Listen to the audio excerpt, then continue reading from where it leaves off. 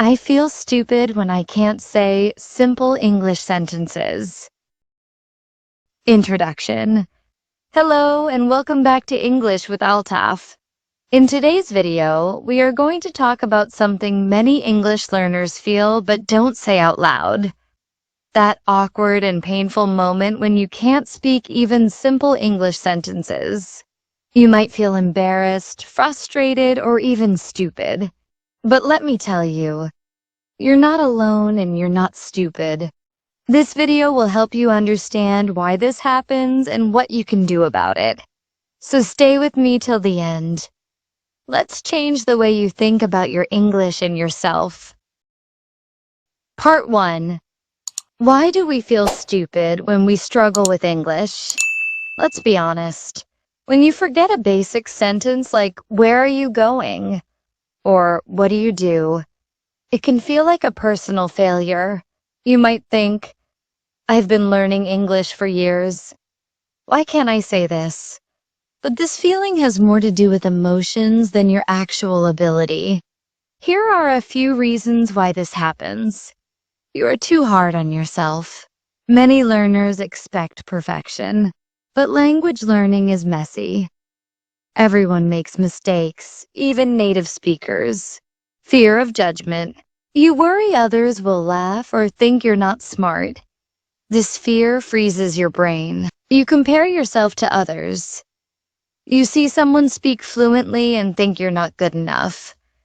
But you don't know how long or how hard they've practiced. You think slow speaking means low intelligence. But that's false. Struggling to find words is part of the learning process, not a sign of stupidity. Remember, the problem is not your brain. The problem is the pressure you put on it. Part 2. Why English feels hard, even when you know it. You may know the grammar rules. You may understand English movies. But when it's your turn to speak, you freeze. Why? Here's why. Speaking is a different skill than reading or listening.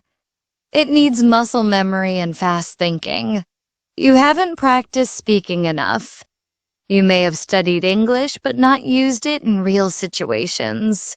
Your brain is translating from your native language.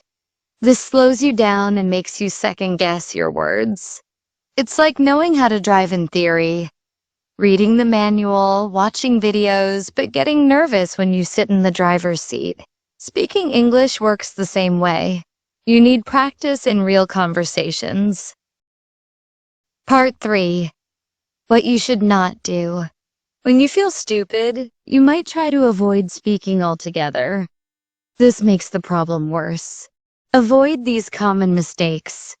Don't stay silent. Silence will not help you improve. It builds fear. Don't only focus on grammar rules. Grammar is important, but speaking comes from practice, not perfection. Don't memorize long, difficult words. You don't need fancy vocabulary to speak well. Simple, clear English is the best English. Don't depend on translation apps too much. They slow you down and don't help you think in English. Part 4. What you can do instead. Let's now focus on what actually helps. These are practical, easy steps you can take every day. 1. Practice speaking daily, even alone. Talk to yourself in English. Describe what you're doing, how you feel, what you see. For example, I'm going to make tea. It's hot today. I feel tired. These short, simple sentences build fluency. 2. Don't focus on being perfect. Mistakes are part of learning. Focus on communication, not correctness. People will understand you even if your sentence isn't 100% perfect. 3. Learn useful phrases, not just words. Instead of learning the word go, learn the phrase, I need to go. Can I go? Where should I go? This helps you speak naturally. 4. Record yourself speaking. This helps in 2 ways. First, you become more confident. Second, You can hear your mistakes and correct them. You'll also see your progress over time. 5. Watch and imitate native speakers. Watch short English videos. Listen to how people speak, then try to copy their tone and rhythm. You'll learn real-life English, not textbook English. 6. Join a speaking group or find a partner. Find someone who is also learning English. Talk daily. Don't worry about mistakes. Help each other. 7. Celebrate small wins. Said a full sentence today? Great. Talk to a stranger in English? Amazing. These small steps lead to big confidence. Part 5. What you must remember. There are 3 important truths I want you to remember. You are not stupid. You are learning. Learning a second language is one of the hardest things you can do, and you are doing it. Every fluent speaker was once a beginner. Even the best English speakers made mistakes, forgot words, and felt embarrassed. You are improving, even if it doesn't feel like it. Every word you speak, every sentence you try, brings you closer to fluency. And let's be real, no one becomes fluent in one day or even 1 month.